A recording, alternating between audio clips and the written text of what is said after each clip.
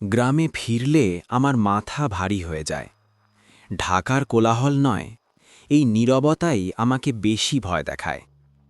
চন্দ্রপুরের বাড়িটার সামনে দাঁড়িয়ে আমি বুঝলাম, বাড়িটা আমাকে চিনে ফেলেছে।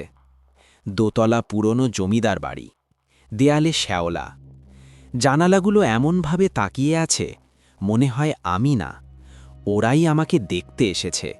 আরিফ, দাঁড়িয়ে আছিস কেন? পেছন থেকে খালামণির গলা। আমি চমকে উঠলাম। খালামণির রসনারা, মায়ের চাচাতো বোন, এই বাড়ির সবচেয়ে আপন মানুষ। শৈশবে আমার জ্বর হলে রাতভর বসে থাকতেন। তিনি হাসছেন, কিন্তু চোখ দুটো হাসছে না। নানির মৃত্যুটা হঠাৎ হয়েছিল, ডাক্তার বলেছে হার্ট অ্যাটাক। কিন্তু সমস্যা হলো, নানি মারা যাওয়ার আগের রাতে তিনি কাউকে ডাকছিলেন, ওকে ঘরে ঢুকতে দিস না।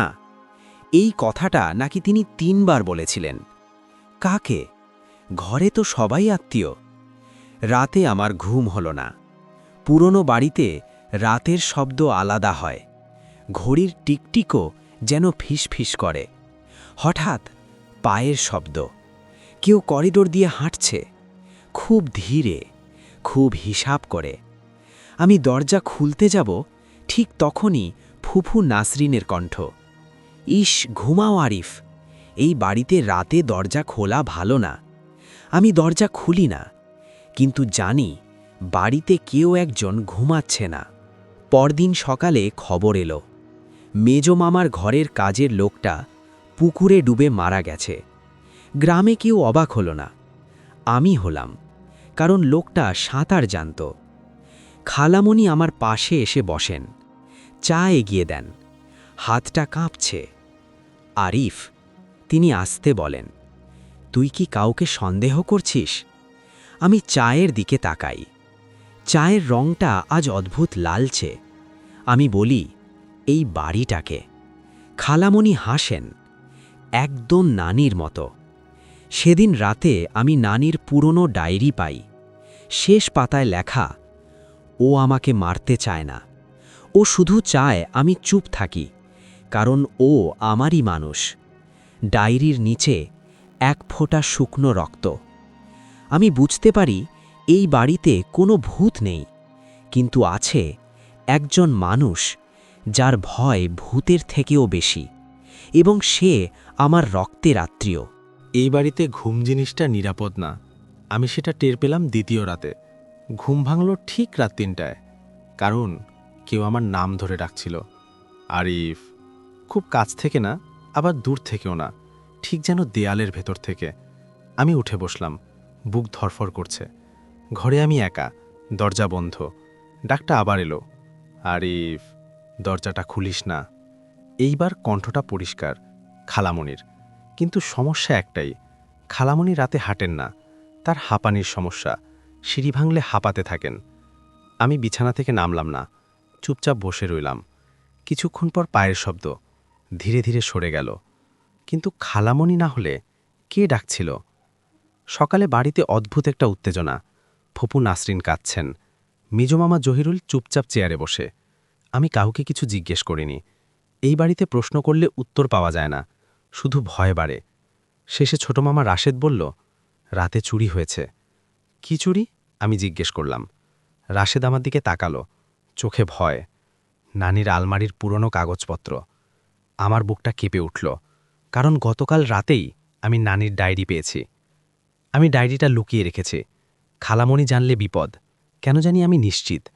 ডায়েরির কয়েকটা পাতা আমি আবার পড়লাম। এক জায়গায় লেখা, জহির চুপচাপ থাকে, কিন্তু রওশন বেশি ভালোবাসে। ভালোবাসা কখনো কখনো ছুরির মতো হয়। রওশন মানে খালামণি। আমি ডায়েরি বন্ধ করলাম। হঠাৎ মনে হলো, এই বাড়িতে সবচেয়ে বেশি কে আমার পাশে থাকে? খালামণি, সব সময়, অযথা। দুপুরে পুকুর ঘাটে গেলাম। যে কাজের লোকটা মারা গেছে তার মা বসে আছে। মহিলাটা আমাকে দেখেই বলল, বাবা, আমার ছেলে ডুবে মরে নাই। আমি থমকে গেলাম। কেন বলছেন? মহিলাটা ফিসফিস করে বলল, ওর গলায় দাগ আছিল, ঠিক দড়ির দাগের মতো। গ্রামে কেউ এসব কথা শোনে না, শুনতে চায় না, কারণ খুনি যদি মানুষ হয় তাহলে সে আমাদেরই একজন। রাতে সবাই একসাথে খেতে বসে। এই বাড়ির ডাইনিং টেবিলটা বড়, কিন্তু জায়গা কম লাগে, কারণ কেউ কথা বলে না। হঠাৎ খালামণি বললেন, আরিফ, তুই রাতে ঘোরাঘুরি করিস না তো? আমি তাকালাম। না। তিনি হাসলেন, ভালো, এই বাড়িতে কিছু দরজা আছে যেগুলো না খোলাই ভালো। আমি গিলে ফেললাম, কারণ নানির ডায়েরিতে লেখা ছিল, শেষ দরজাটা খুললে রক্ত ছাড়া কিচ্ছু পাওয়া যাবে না। সেদিন রাতে তৃতীয় মৃত্যু হলো, ফুপু নাসরিন, ফাঁস লাগানো অবস্থায়। পুলিশ এলো, কাগজে লেখা হলো আত্মহত্যা, দীর্ঘদিনের মানসিক চাপ। আমি চুপ করে বসেছিলাম, কারণ আমি জানতাম ফুপু আত্মহত্যা করেননি। তিনি মৃত্যুর আগের রাতে আমাকে বলেছিলেন, এই বাড়িতে নামাজ পড়লে কেউ একজন খুব রেগে যায়। আমি জিজ্ঞেস করেছিলাম, কে? তিনি উত্তর দেননি। সেই রাতে আমি সিদ্ধান্ত নিলাম, আমি এই বাড়ি ছাড়ব না, বরং খুনিটাকে বের করব। কারণ খুনি এখনও এখানেই আছে, আমাদের সাথে খাচ্ছে, আমাদের জন্য দোয়া করছে এবং আমাকে খুব আদর করছে। শেষ দৃশ্যটা আমি তখনও জানতাম না যে খুনির ঘরটা আমার ঘরের ঠিক পাশেই, আর জানতাম না যে সবচেয়ে ভয়ঙ্কর মানুষ সবচেয়ে শান্ত হাসিটাই হাসে। পুলিশ যেভাবে তদন্ত করে তা দেখলে মনে হয় তারা সত্যি খুঁজতে আসেনি, শুধু একটা গল্প বানাতে এসেছে। ফুফু নাসরিনের মৃত্যুতে তারা গল্প পেল, ধর্মীয় উন্মাদনা, ডিপ্রেশন, একাকিত্ব। আমি শুনছিলাম, কিন্তু মাথার ভেতরে একটা কথাই ঘুরছিল, ফুফু একা ছিলেন না। এই বাড়িতে কেউ একা থাকে না, সবাই কারো না কারো নজরে থাকে। পুলিশ চলে যাওয়ার পর মেজো মামা জহিরুল প্রথম কথা বললেন, এই বাড়ি বিক্রি করে দেওয়া উচিত। খালামণি সঙ্গে সঙ্গে বললেন, না। খুব জোরে না, খুব ঠান্ডা গলায়, এটা মায়ের বাড়ি। জহিরুল কিছু বললেন না। আমি লক্ষ্য করলাম, এই প্রথম মেজো মামা খালামণির চোখে চোখ রাখলেন না। সেদিন বিকেলে আমি মেজো মামার ঘরে ঢুকলাম। উনি ঘরে ছিলেন না, কিন্তু ঘরটা অদ্ভুতভাবে গোছানো। একটা ড্রয়ার আধ খোলা, ভেতরে পুরনো একটা চিঠি। আমি পড়লাম, রওশন, তুই যদি আবার মুখ খুলিস তাহলে আমিও চুপ থাকব না। তুই জানিস ওটা দুর্ঘটনা ছিল না। চিঠির নিচে সই, জহির। আমি বসে পড়লাম, তাহলে কি মেজো মামা? রাতে আমি খালামণির ঘরে গেলাম। তিনি নামাজ পড়ছিলেন। নামাজ শেষে বললেন, কি হয়েছে? আমি সরাসরি জিজ্ঞেস করলাম না। এই বাড়িতে সরাসরি প্রশ্ন করলে রক্ত ঝরে। আমি বললাম, নানি কি কাউকে ভয় পেতেন? খালামণি একটু চুপ করলেন, তারপর বললেন, তিনি নিজের সন্তানদেরই ভয় পেতেন। আমি বুঝতে পারলাম না। তিনি হেসে বললেন, সব মাই একটু একটু ভয় পায়। এই হাসিটা আমাকে ঠান্ডা করে দিল। সেই রাতে আমি স্বপ্ন দেখলাম, নানি দাঁড়িয়ে আছেন, তার গলা কালচে। তিনি বলছেন, ভুল মানুষকে দেখছিস। আমি বললাম, তাহলে ঠিক মানুষকে? তিনি উত্তর দিলেন না, শুধু আমার পেছনের দিকে তাকালেন। আমি ঘুরে তাকালাম, কেউ নেই।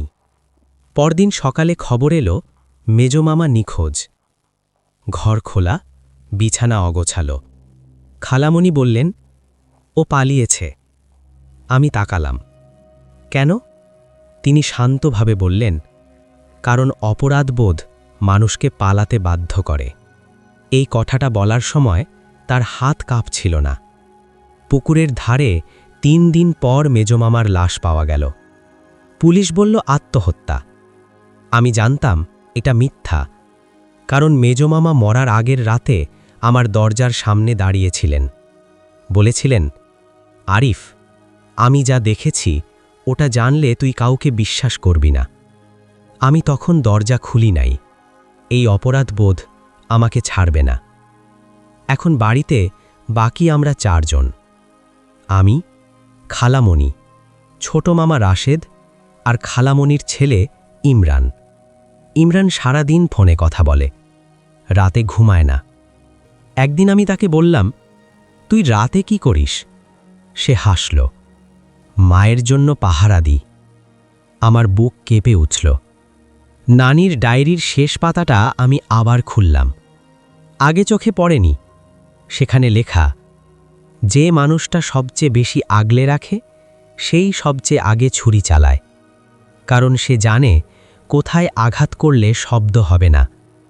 পাতার নিচে একটাই নাম, রওশন। আমি বুঝে গেলাম আমি ভুল মানুষকে ভয় পেয়েছি। এখন সঠিক মানুষটার দিকে তাকানোর সময়। এই বাড়িতে একটা দরজা আছে যেটা কেউ ব্যবহার করে না। সবাই জানে দরজাটা আছে, কিন্তু কেউ কথা বলে না। দোতলার শেষ মাথায় নানির পুরনো ঘরের ভেতরে একটা কাঠের দরজা। নানির মৃত্যুর পর ঘর তালাবদ্ধ, কিন্তু আমি জানতাম শেষ উত্তরটা সেখানেই। সেই সন্ধ্যায় খালামণি আমাকে ডাকলেন, আরিফ আয়, আজ তোর জন্য কিছু রান্না করেছি। আমি গেলাম। রান্নাঘরে তিনি একা, ইমরান নেই। চুলায় ভাত, ডাল, সব স্বাভাবিক। খালামণি বললেন, তুই ছোটবেলায় খুব ভয় পেতিস, মনে আছে? আমি মাথা নেড়ে বললাম, হ্যাঁ। তিনি হাসলেন। আমি তখন তোকে বুকে চেপে ধরতাম, ভয় পালিয়ে যেত। আমি বললাম না, ভয় তখনই শুরু হতো। আমি হঠাৎ জিজ্ঞেস করলাম, খালামণি, আপনি কজন সন্তান জন্ম দিয়েছিলেন? তিনি থামলেন, চুলার আগুন নিভিয়ে দিলেন, তারপর বললেন, 2 জন। আমি অবাক হলাম। আমি তো জানতাম 1 জন, ইমরান। দ্বিতীয় জন? আমি ফিসফিস করে বললাম। তিনি হাসলেন, সে কথা নানি তোকে বলেনি? সেদিন রাতেই আমি নানির ঘরের তালা ভাঙলাম। ঘরটা ঠান্ডা, হাওয়া নেই। শেষ দরজাটা সামনে। দরজা খুলতেই একটা পচা গন্ধ। ভেতরে ছোট একটা খাট আর দেয়ালে আঁচড়। গুনে দেখলাম 10টা, শিশুর আঙুলের দাগ। আমি বুঝে গেলাম। নানির ডায়েরির মাঝখানে একটা পাতা ছেঁড়া ছিল। আমি সেটা আগেই খেয়াল করিনি। ঘরের মেঝের নিচে পাতাটা পাওয়া গেল। সেখানে লেখা, রওশনের দ্বিতীয় সন্তানটা স্বাভাবিক ছিল না। ওর কান্না থামত না। রওশন বলল, ওটা শয়তান। আমার হাত কাঁপছিল। পিছন থেকে খালামণির গলা, আমি জানতাম তুই এখানেই আসবি। আমি ঘুরে দাঁড়ালাম। তার হাতে একটা ছুরি, কিন্তু চোখে কোনো রাগ নেই, শুধু শান্তি। তিনি বললেন, ওটা আমার সন্তান ছিল না আরিফ, ওটা আমাকে খেতে চাইত। আমি চিৎকার করলাম, আপনি একটা বাচ্চাকে? তিনি থামালেন। আমি বাঁচতে চেয়েছিলাম। তিনি সব বললেন, কিভাবে নানি বাচ্চাটাকে লুকিয়ে রেখেছিলেন, কিভাবে রাতে কান্না শুনে রওশনের মাথা ভেঙে যেত। এক রাতে তিনি দরজাটা বন্ধ করেছিলেন। ভিতর থেকে কান্না, তারপর নীরবতা। নানি সব জেনে ফেলেছিলেন, তাই তাকে মরতে হয়েছিল। আমি বললাম, আর বাকিরা? খালামণি বললেন, যারা জানত আর যারা জানতে যাচ্ছিল। আমি বুঝলাম, মেজো মামা, ফুপু, কাজের লোক, সবাই। আমি ফিসফিস করে বললাম, ইমরান? খালামণি মাথা নেড়ে বললেন, ও জানে না, আমি ওকে পাহারা দিতে বলেছি। আমি কাঁদছিলাম। তিনি আমার মাথায় হাত রাখলেন। ভয় পেয়েছিস? আমি বললাম, হ্যাঁ। তিনি হাসলেন, আমি আছি না? খালামণি ছুরিটা নামালেন। আমি অবাক হলাম। তিনি বললেন, তুই আমাকে মারবি না আরিফ? আমি কাঁপা গলায় বললাম, আমি পুলিশ ডাকব। তিনি মাথা নেড়ে বললেন, ডাকবি, কিন্তু তার আগে একটা কথা শুনে যা। এই বাড়িতে সবাই কথা বলার সুযোগ পায় না, কিন্তু খালামণির কথা না শুনে আমি পারলাম না। আমি খুনি না, তিনি বললেন, আমি মা। এই কথাটা তিনি এমনভাবে বললেন যেন সেটা সব ব্যাখ্যার শেষ। ও বাচ্চাটা মানুষ হতো না, নানি জানত, কিন্তু সে আমাকে বাঁচাতে চায়নি। আমি বললাম, তাই বলে? তিনি থামালেন। তুই কখনো রাতে একা ছিলি, একটা বাচ্চার কান্না শুনে, যার চোখে কিছু নেই? আমি চুপ করে রইলাম, কারণ আমি জানতাম এটা সত্য হোক বা মিথ্যা, তার মাথার ভেতরে এটা সত্য। তারপর আমি জিজ্ঞাসা করলাম। খালামণি জানালার দিকে তাকালেন। তারপর নানি চুপ থাকেনি। সে মেজোকে বলেছে, ফুফুকে বলেছে। তিনি হালকা হাসলেন। আমি শুধু আগেই ব্যবস্থা নিয়েছি। ঠিক তখন দরজায় শব্দ। ইমরান। মা। খালামণির মুখ বদলে গেল। এই প্রথম আমি ভয় দেখলাম তার চোখে। ইমরান ঘরে ঢুকল। আমাকে দেখে থমকে গেল। কি হচ্ছে? আমি বললাম না। খালামণি বললেন, কিছু না, আরিফ চলে যাবে। ইমরান আমার দিকে তাকালো। তুমি কি জানো মামা? আমি বললাম, হ্যাঁ। ইমরান হাসল, কিন্তু সেই হাসি ভাঙা। আমি জানতাম, সে বলল। আমি সব জানতাম।